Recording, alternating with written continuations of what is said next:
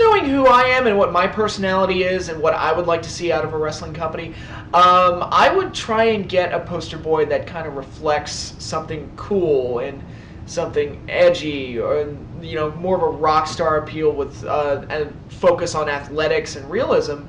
So somebody like a 97 Shawn Michaels is somebody that I would go for. Somebody like that. If I were building my own company, I would look for a personality like that, something with like that kind of edginess, with the athletics, and with that kind of rock star appeal. Somebody like I think John Morrison could have been built into something like that, but he was an unfortunate victim of bad WWE writing. But yeah, I would focus more along those lines. Somebody like a CM Punk, like a maybe somebody with kind of an ECW type of attitude, something like that. And so that's where my focus would go.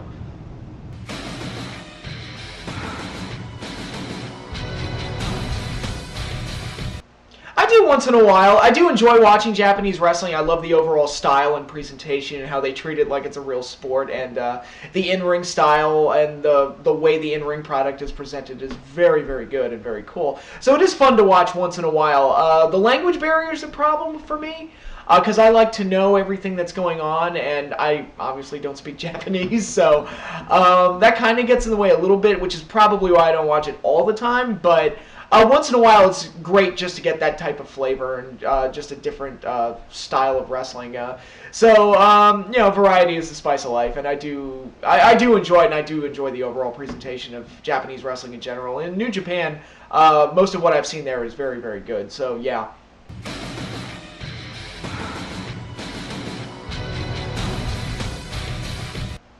Randy Savage was such an over-the-top and great, vivid, colorful personality, and such a great athlete and a great worker that I would have loved to have seen him work on a grand stage at WrestleMania with somebody like a Bret Hart or a Shawn Michaels. He did work with those guys. I have a Coliseum video match with him facing Shawn on, I think it was a UK tour, and I got the Saturday Night's Main Event DVD, which has his match with Bret on there. Both are really good matches, but you would think, on a grand stage with the title on the line, Savage going up against one of those guys would have been very cool to see. And he would have clearly put them over in that case. It would have been nice if Bret and Shawn had gotten a rub from the previous generation and gotten that type of big match from working with somebody like a Randy Savage. So I would have loved to have seen that.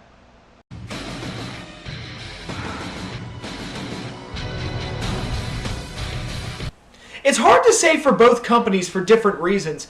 The WWE's tag team division, for the first time in a dog's age, is so deep and so filled with talent and different teams that they could run with that it's really hard to say who's going to be, the next champions. The Real Americans have been kind of on a run, so maybe they'll get it. Maybe the Usos will get it. I doubt it, though, because the Rhodes are baby faces. So the Usos are probably not going to beat them for the belts, but who knows? They could very well do that. I'm going to go ahead and pick the Wyatts. I think the Wyatts are such a strong group right now, and I think they'll have Harper and Rowan win the tag titles. That'll ultimately transfer into their feud with the Shield. That'll head into WrestleMania. So I see that as a strong possibility. And for TNA, it's really hard to pick who their next tag team champions are going to be because they have no fucking teams. Let's see, it's the Bromans, Gunner and Storm, Bad Influence, who've been, they've been champions like 3 or 4 times already.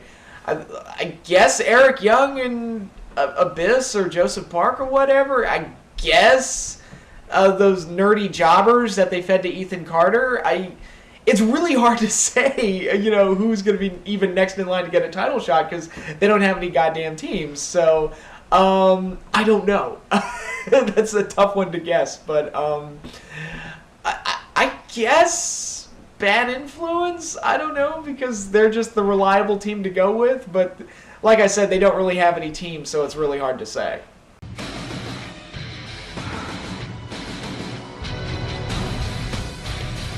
I try to as much as possible, but it's very hard because, in addition to watching, I do watch Raw every week, and, Impact I go back and forth on, so depending on if I watch Impact that week, I could be watching up to 5 hours of wrestling a week, and that's in addition to all the other shows I watch, like South Park and Walking Dead, and I just started watching Agents of S.H.I.E.L.D., which is not bad. I don't know how long I'm going to keep with it, but with all the other things that I'm doing in my personal life as well, that it's really hard to keep up with every single wrestling company.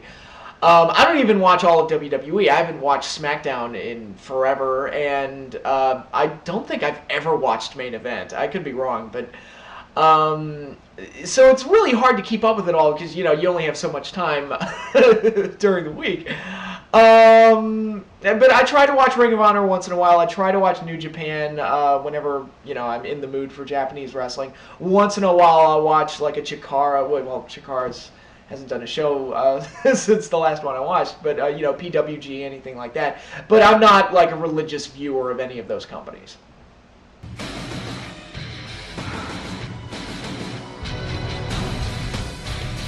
Well, whenever there's a tragedy, somebody will be around with a script to try and, I guess exploit it to some degree. And I'm sure some people will watch it and find it fascinating or whatever. Me personally, I don't want to be reminded of it. I don't want to see any kind of depiction of what happened that night. And this is coming from a guy that weekend, but this is coming from a guy who religiously watched Unsolved Mysteries and America's Most Wanted when he was 6 years old, so I'm used to seeing, like, over-the-top recreations of horrible, horrible crimes. This, being a wrestling fan, though, it's like, look, I know, I don't need to be reminded of it, I don't need to see a movie about it, but, it could be interesting, because it is fascinating to look at, it's like, how did this happen, why did this happen? So it's interesting to explore that. I just have no interest in watching it personally.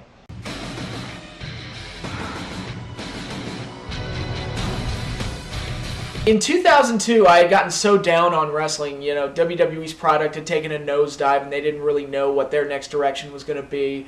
TNA just started up, but it wasn't really that good in its early days. WCW was gone, ECW was gone, so as a wrestling fan, I was just so jaded. And I can tell you, the second Katie Vick happened, I saw Triple H get into a box with a mannequin and hump its brains out. I was like, yeah, I think I need a break. I was like, I'm done. So I stopped watching for a few months, and I think I got back into it around Royal Rumble time when they started building towards WrestleMania 19 and everything. So I started watching again, but I had to take a few months off. And another time I stopped watching was in 2007 when Cena was on his giant tear and owned the world and, held the belt for over a year, and it was just the same repetitive bullcrap over and over and over again. I was just like, I can't watch this. I don't want to spend money on the pay-per-views. I just can't watch any more of this. I can't. I'm just sick to death of this crap. And TNA wasn't really that good at the time either, so I took a little break in 2007. But those are the two major periods where I'd stopped watching wrestling.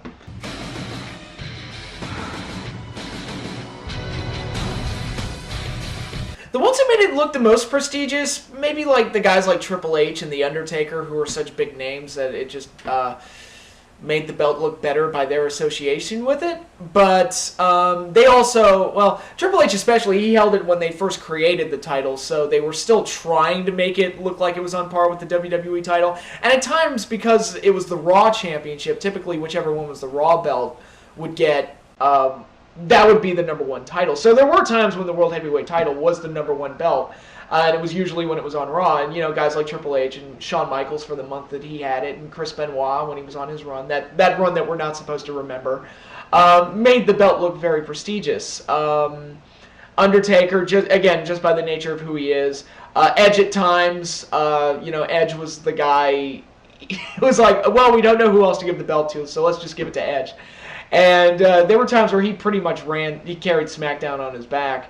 CM Punk in 2009 was the last time I gave a shit about that belt during the first WWE Summer of Punk. I thought he had an incredible run there. Trying to think, are there any other ones? Chris Jericho, to a degree, they built up all that heat and did a really good job. Of course, they ruined it by jobbing him out to Batista and Cena, but it looked good for a hot minute there. Once it made it look the worst, Jack Swagger definitely comes to mind. It's not really his fault, but he gets jobbed out for a year, and then all of a sudden he's world champion. Doesn't make any sense at all. Great Khali, and again, the thing with Khali is, like, look, I get it. He's a monster. He's supposed to be unbeatable. That's fine. except you already had him lose to Cena, so by the time he got the world title, he was damaged goods. And he's not like Big Show. He's not talented enough to overcome bad booking. So him holding the belt, he won the belt after he'd already lost a handful of times, and by that point, it's like the monster's dead. You killed it, so why give him a world title? So that was a bad idea. Del Rio, never bought into him. Dolph Ziggler, again, through no fault of his own. He just never got a good run with it. I mean, look at the way he won his first one, and that'll answer a lot of questions about how good of a champion he was. Through no fault of his own, again. But yeah, those are pretty much... Rey Mysterio in 2006, because he got jobbed out mercilessly for no reason. Yeah, those are... a lot of the bad ones, it's mostly on bad booking and the fact that, the world title just took a backseat to the WWE title, or, whichever one was the Raw belt would... The SmackDown belt would usually take a backseat to the Raw belt, and typically it was the WWE title that was the Raw belt, so... that's that. But yeah, those would be my answers.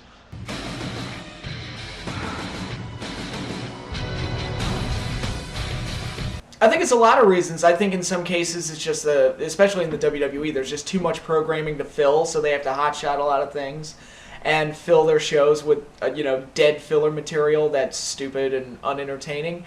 I think a lot of it has to do with the minds behind the creative. Like, there aren't many just brilliant wrestling minds out there that book these shows. Vince McMahon's a lunatic, and TNA for the longest time depended on like Hulk Hogan and Vince Russo and guys like that. So you don't have great minds behind what's going into these shows, and there are circumstances that kind of hinder them. And, there's just this tendency to live for the ratings and kind of hotshot things and not give things the proper build-up. And, it's just a lot of things like that.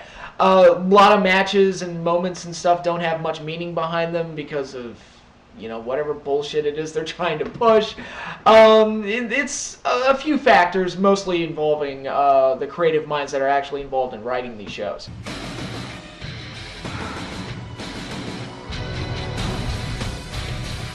No, because WCW Creative was fucked in the head, and they would have found a way to fuck those guys up. I'm sure they would have tried.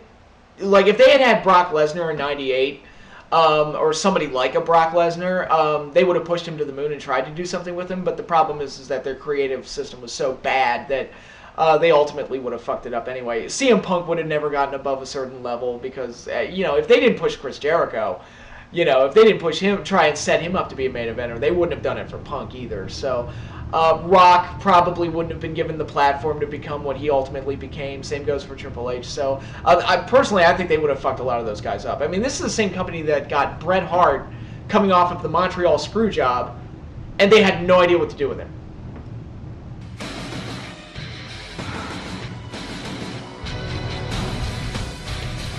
I saw the first one where he went through the drive-thru, and I saw it at a friend's house, or a party at a friend's house, and we just laughed our asses off when we stumbled onto this video because it was just the most random and stupid thing ever.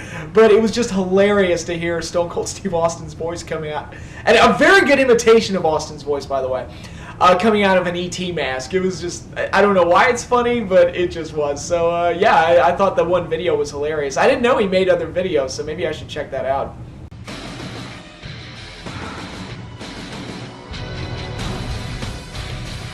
I actually forgot to mention Batista on the prestigious World Heavyweight Champions list. He had his moments, like in 2005, and during his feud with Undertaker as well. So he had his moments where he made the world title seem like a big deal.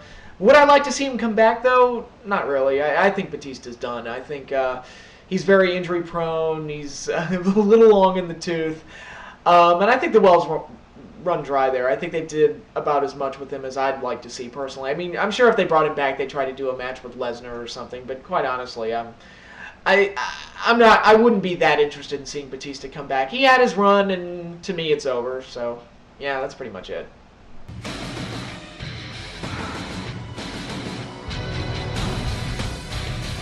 No, I don't watch any CAW feds on YouTube. But when I was younger, and Create a Wrestler was first introduced into wrestling games during like the N64 generation, I used to do like fantasy federations and fantasy, booking cards with my friends, and we used to make our own creator wrestlers. And obviously, we would make like superheroes like Batman and Superman and stuff like that. And I made He-Man and Skeletor. Actually, in WrestleMania 19, I was able to make Godzilla because they had a dinosaur head in there, and you could work with like skin textures and stuff. So I was actually able to make Godzilla, which was pretty cool. And we used to make caricatures of ourselves, which was pretty fun. I was quite a chubby kid in middle school, so my guy was like this really big, fat, obese guy, and I used to beat people with my tumbler. I got a rumbly in my tumbler. I'm going to rumble over you with my tumbler, and stuff like that. So, yeah, I was the fat guy. But, yeah, we used to do fun things like that. So, doing something like that on YouTube is probably really fun to do, I would imagine. So, but no, I haven't watched any of them on YouTube, no.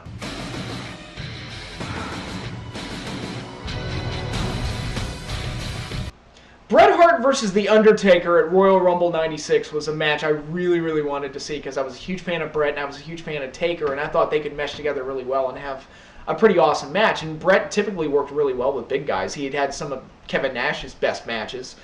So I thought him and Taker, I thought, oh my god, this is going to be amazing. And it was a very dull, very boring, plotting type of match that didn't really click. And I was really shocked at how lackluster the match was. Now, fortunately, they would go on to have much better matches, like at SummerSlam 97 and the UK One Night Only pay-per-view or whatever that was. But for some reason, that Rumble match, that one just didn't work. Maybe it was because they had to follow the Rumble, I don't know. But that match just, it didn't work.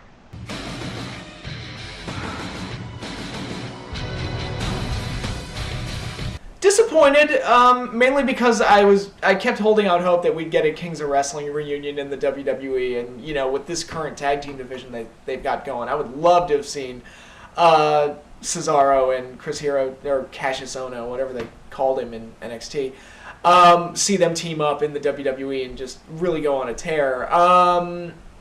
Yeah, so that's disappointing. He's a very talented guy, and I don't know why they released him. They've been doing really well with a lot of their young talents lately. When you look at The Shield and, Cesaro's found a place, and, CM Punk and Daniel Bryan or whatever. They usually have plans for these guys now, and for whatever reason, it just didn't work out. I don't know why that is. But it's disappointing, but, he'll find a job somewhere else, I'm sure. I'll be seeing him again soon.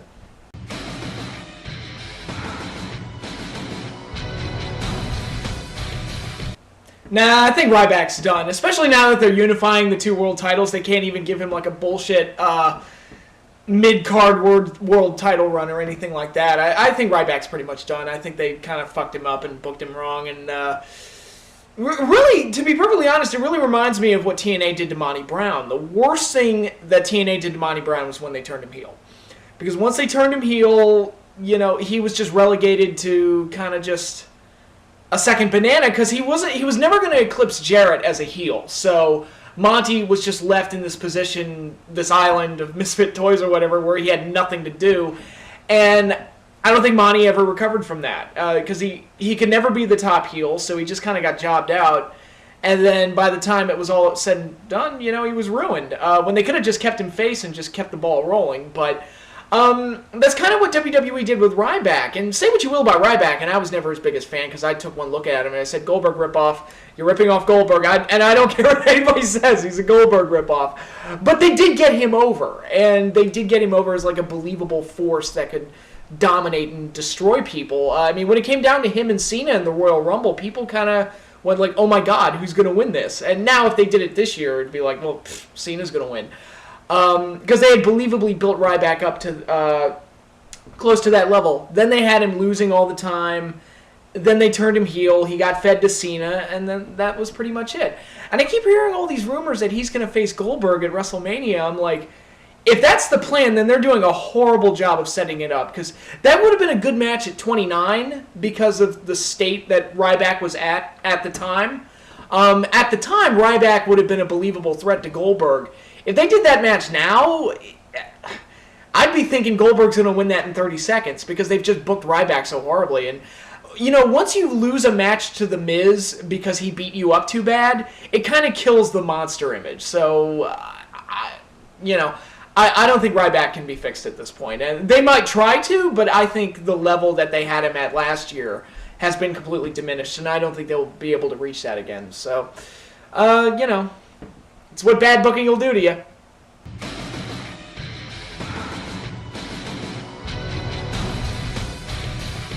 If that's true, then he must be one brave guy because, seeing what ultimately became of his father, if I were him, I would want nothing to do with the wrestling business. So he either must really love it or something, I don't know, because if that happened to my dad and he was in that business, I would want nothing to do with that business. I'd be like, oh, am I going to be a wrestler? No, and I'm not saying that the wrestling business is exactly what caused Chris Benoit to do what he did, but, it would, if I were his son and he snapped and murdered, members of his family, I wouldn't want to follow down the same footsteps as him in any way, shape, or form. But that's just me. That's the way my brain works. So I wish him the best of luck.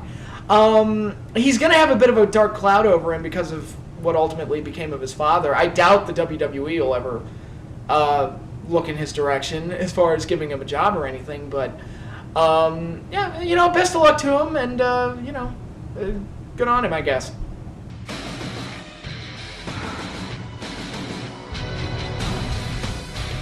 That's really hard to say because after a while, the show's been on the air for so long that episodes just start to run together after a while. So it's hard to really recall specific episodes of SmackDown. I remember really liking the one, obviously there was the first official SmackDown where Shawn was the referee of the Triple H Rock match and he turned on Rock and helped Triple H win the title, and they did like the Corporation X stable that never really went anywhere because Shawn was Shawn back then, and that led to the end of that. But yeah, recalling specific episodes is very hard. I'll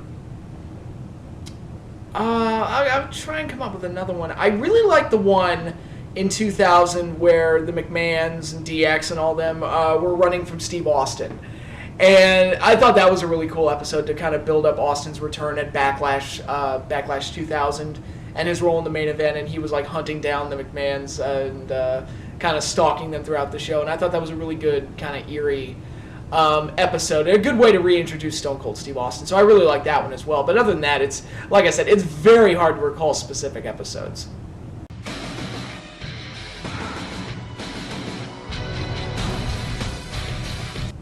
Well, the majority of my favorite indie talents are all working for WWE now, but I guess now that he's been released, my my favorite indie talent would have to be Chris Hero. But there were guys out there like Jon Moxley's and the Tyler Blacks and the Claudio Castagnolis and guys like that. Nigel McGuinness was another one. Guys that I really liked, but they all got work elsewhere, and of course Nigel had to retire. But I guess right now just by default it's Chris Hero and Davey Richards. I really like him, but he just left Ring of Honor, so I don't know what he's going to ultimately do. So, we'll see. But right now, I'll just say Chris Hero. Keep it simple.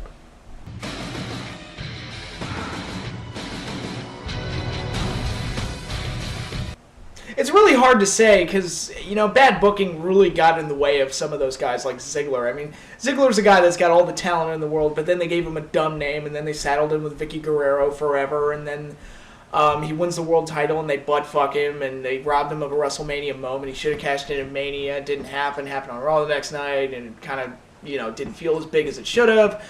Ziggler's a guy that, again, has all the ability, all the looks, everything, and he just keeps getting fucked over, so I don't know how much of a future he's going to have. Miz, I think they already had his run. I doubt he'll make it back up to that WWE title level again. Kofi, no. Cesaro, again, who knows? He hasn't really...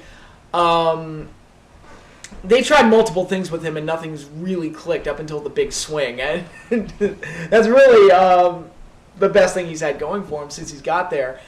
Again, a lot of ability, sure, but I don't know if he's... I don't know if he'll be able to make it to a main event level, which is not necessarily a bad thing. I hate how being a mid-card guy has kind of become like a dirty term in wrestling. It's like there are a lot of... Some guys have Hall of Fame careers being solely mid-carders, like Tito Santana. I would never put a world title on Tito Santana. Great ability, he's got all the ability in the world, doesn't quite have like the it factor that you can build main events around. But he's a damn good mid-carder, and he can make just about anybody he's put in the ring with look really good. So I'd love to have him on my roster without a doubt. Being a mid-carder is not a bad thing. Curt Hennig is probably the greatest Intercontinental Champion of all time, to the point that I view the Intercontinental title as his belt. So, you can make a very strong standing and deliver in other areas of the roster without, I kind of hate that mentality of you only matter if you're in the main event. I think that's faulty thinking. I think you have to aim to have a complete roster where all parts of the roster are developing. And, if you want to build guys up to the main event, you got to have a strong middle and a strong, lower card opening type of stuff to be able to build them up to that point. So, those guys in particular, I don't know. Sandow's another one that they've kind of butt-fucked royally. And I never viewed him as kind of a main event character anyway. I viewed him as kind of a... obviously you can draw comparisons to the genius Lanny Poffo, but obviously, like a kind of a mid-card, honky-tonk man-esque comedy heel. And he'd have been great at that, but, they keep fucking that up. So they did the same thing to Fandango, and I felt the same way about Fandango. So, it all depends on the booking, really. But as far as those specific names that were listed, I don't have much hope of them getting to too high of a level following this year.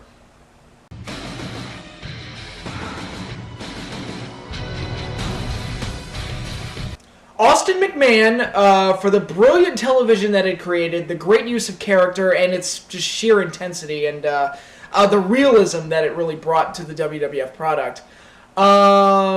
The first year and a half of the NWO, when it was the most fresh, it was the most exciting, and it just completely changed the face of mainstream wrestling. And especially when it got into the Hogan-Sting build-up to Starrcade 97, that stuff was really, really good. Again, we can talk about how they fucked up the Starrcade match, but that feud and rivalry was very, very good. And my other one, I'm going to say... probably like the run of the Mega Powers. I don't know why. I just really like that whole build. Going all the way back to before WrestleMania 4 with how DiBiase stole the title and everything and that whole stuff. And they set up the tournament and the Mega Powers, Savage and Hogan became friends. And then they teamed for a year and then they had the split over Elizabeth. And, they had the big match at WrestleMania 5. That's, that one was really good and really well done. And, they got 2 WrestleManias out of it. I know that WrestleMania 4 is not one of the better shows, but I thought the storylines and everything was all very well done.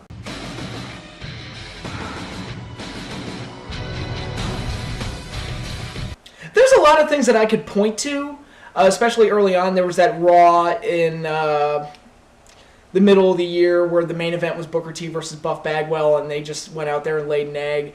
It could be that they involved the McMahons and had WCW and ECW become a merged entity, which really doesn't make any sense. If you followed both companies, the ECW fan base had such disdain for WCW that it really made no sense to put the two together as one faction because it just betrayed the identity of both promotions.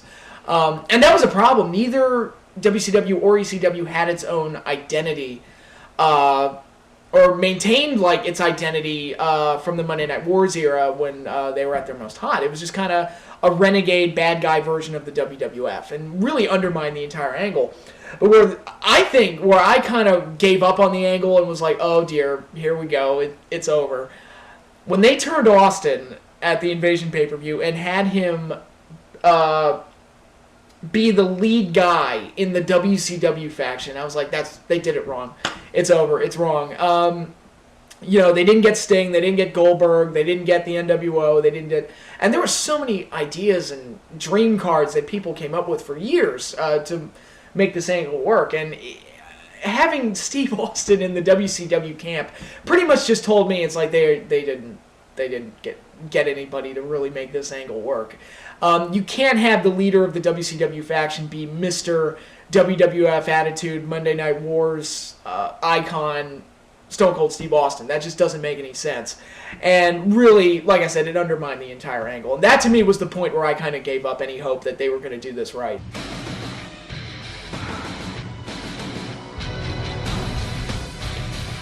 Well, hopefully they unify them too, because I don't see any reason to run around with two mid-card championships of varying degrees of importance. I would just go ahead and unify them as well. Keep the IC title because that one has more history attached to the WWE. One idea I had for them, like way back in the early days of the brand split, was to have the undisputed World Heavyweight Championship, and that would be the major champion of the entire company, and then have a Raw champion and a SmackDown champion underneath, and that would be the IC and the US titles. I guess they could still do that. I don't think they will, though, especially since the brand split is pretty much dead at this point anyway, so it would be kind of pointless. But at this point, I would just go ahead and unify them. I don't see much point in having more than two heavyweight championship belts.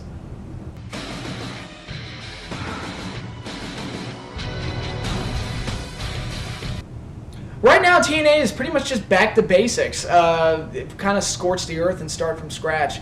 The Hogan era is pretty much gone, and they're pretty much right back where they were before, only with lesser ratings. They're back in Orlando. They're not on the road anymore. They're not doing live shows anymore. It's just, they're pretty much just right back to where they were, and I don't know if that'll be easier for them to sustain as a company and keep themselves afloat. I don't know. But right now, like, the shows and everything are just kind of just back to basics, whatever. I don't know if they could eventually develop that into something meaningful again, but that's just something we'll just have to wait and see. I don't know.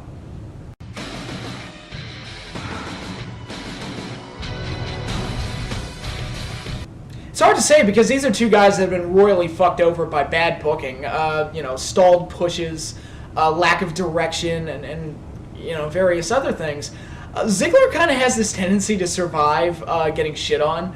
I don't know how. Like, he's overcome so many things. I don't know how he's still there, but he manages to hang on. So it makes me think that maybe he'll be around 5 to 10 years from now, hopefully in a better position. Damien Sandow, I think they're going to ride the character for as long as they can and eventually just let him go, which is a shame because I think he's capable of more than that. But they've just handled him and Ziggler so poorly that it's really hard to see if they'll have much of a future at all at this point.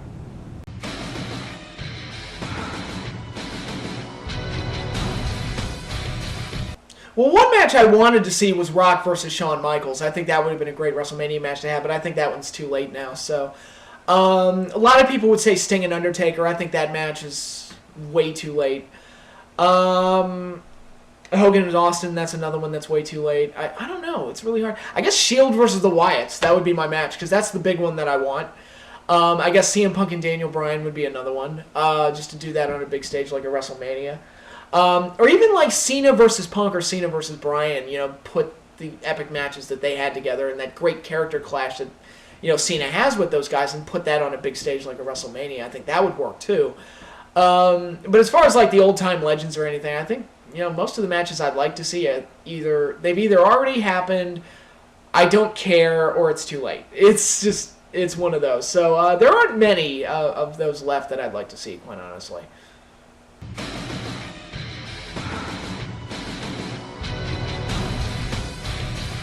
Probably Shawn Michaels. He's delivered fairly strong performances every time I've ever seen him live. Bret Hart is up there as well.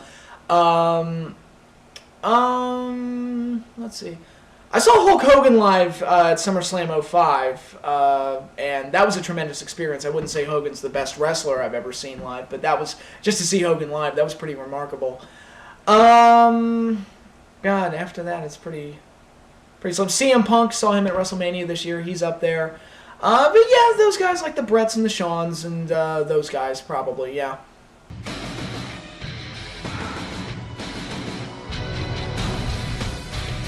Well, I would like to see one held close to DC or Baltimore so I could go. It would be, a lot less of a hassle for me. One in the Dallas Cowboys Stadium would be very cool, even though I hate the Dallas Cowboys. That venue is pretty sweet, so... going there would be cool, and other than that, I can't really think of anything. Yeah, they could go back to that piece of shit Citrus Bowl that they love so much. They could go back there. Which, again, if you don't know what I'm talking about, go watch the Mania, WrestleMania, or whatever that documentary is, and listen to how they talk so kindly about the Citrus Bowl. But,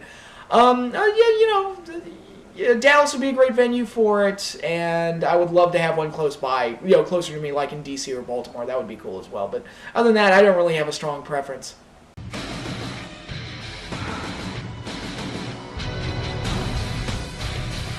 Well, if they have to do it, I guess, do something with Austin. But at the same time, it's like, look, Hogan can barely move. He can't even do the leg drop anymore. Why would you even put him in a match? If I were going to use him, I would use him in a non-wrestling capacity. I would not use him in a big match, even if it's with someone like a Steve Austin, because I don't think he can physically go anymore. I mean, look at that last match he had with Sting in TNA. He can barely do anything. That was about the extent of what he could do, was in that match, and they had to overbook that match to holy hell just to get it to be watchable. So I wouldn't even waste my time doing anything overly physical with Hogan. Maybe have him fight some guy or something in a non-match scenario, but I wouldn't actually have him try to work a match, because that's just not going to work.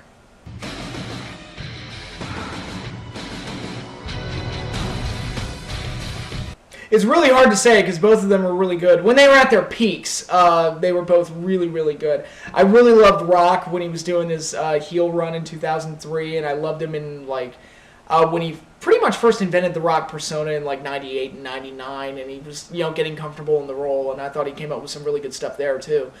And I thought he did a really good job in 2000 in all areas, just carrying the ball in Austin's absence, and promos were a big part of that.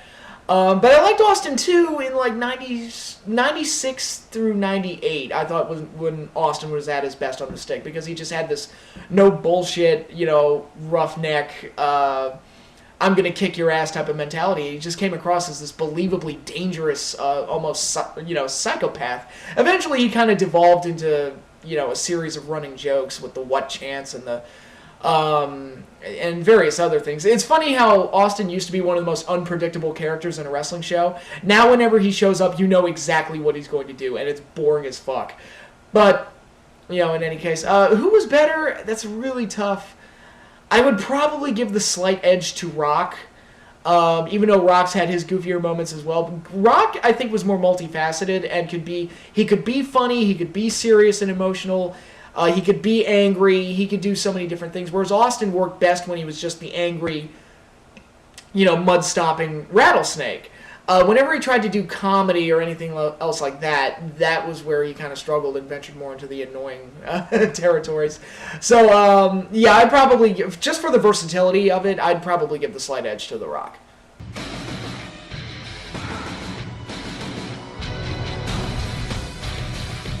I think all three of them are very good for one reason or another, but I think of the three, I think Roman Reigns is going to be the one that has the better main event potential. I think he's, the look, he's a great powerhouse type of guy, great size, fierce look, gotten much better in the ring. I mean, he gets better and better every day, and is a believable, monstrous force, and a great athlete. So I think, and he's good on the stick too. He comes across very well in spoken promos and stuff. So I think Roman is going to have the most. I think he has the most opportunity to become a main event star down the road.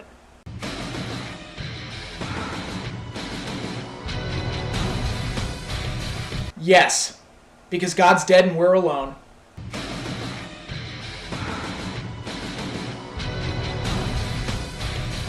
Honestly, I think it's down to either CM Punk or Daniel Bryan. I think, you look up and down the roster, who else is in that position that you would think is being set up and molded to win the Royal Rumble and ultimately go on to a big title match at WrestleMania? There really isn't anybody else that I can think of. It's got to be Punk or Bryan. So those are my two guesses.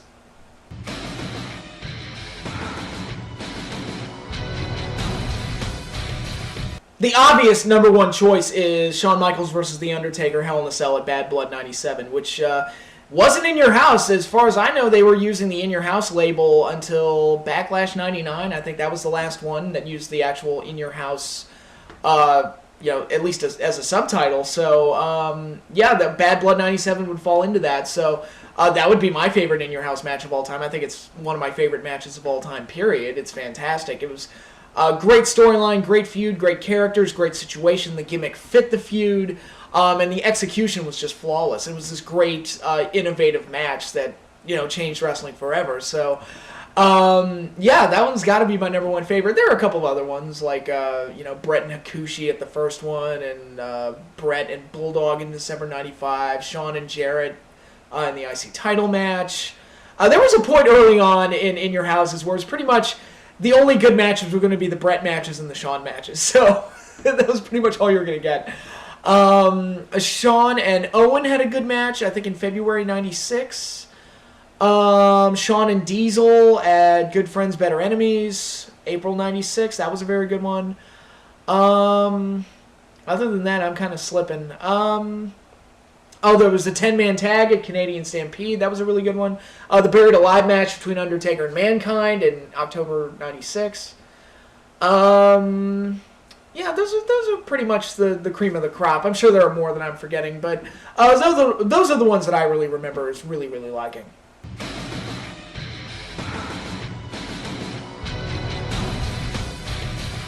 Probably each other. I mean, you want to talk about a dream match that we all had from the WCW Invasion that never happened? Goldberg and Austin. That would be an ideal one to do. That's one that's probably too late to do, but still, just to have Austin and Goldberg on the record books would be pretty awesome. I would also like to see Austin go up against CM Punk. I think that would be an interesting, meeting of characters, and I wouldn't mind seeing that one too. But yeah, other than that, I mean, there isn't much I'd like to see Goldberg do at this point. But Austin, the match with Punk would be pretty sweet.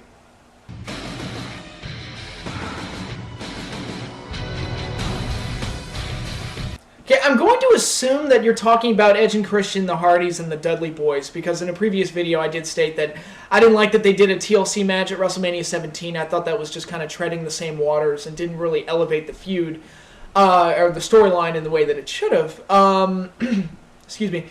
And I believe I made a comment about how I would have done them in a Hell in a Cell match, those three teams in a Hell in a Cell match, and just let that be the finale to the whole shebang. And how would I build that up? I would pretty much just do what they did, just kind of build it up and probably add an element where, tables, ladders, and chairs, they were having these really violent matches that just kept building and building. It started off with a ladder match, then a tables match, then a ladder match involving all three teams, then the TLC match, so it just kept building and building and building.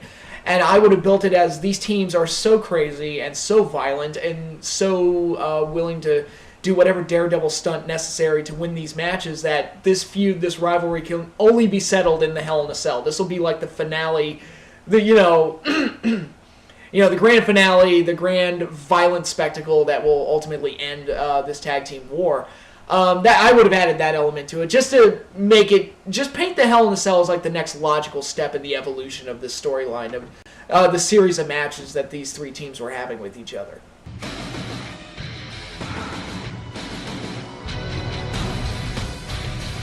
From a business perspective, if I were put in charge and I had to get either Goldberg or Sting for WrestleMania, my leaning would be to get Sting because he's never worked for the WWE before, so that would seem like a bigger deal.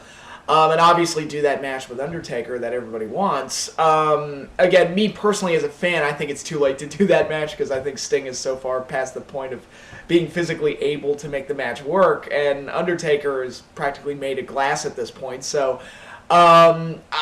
as a fan, I wouldn't want to see it, but as a businessman, I would lean towards doing that match because I think that would generate the most interest, and I think that would be the big match to have at WrestleMania 30. So, yeah, I would go that route if I were put in charge, if I were a promoter.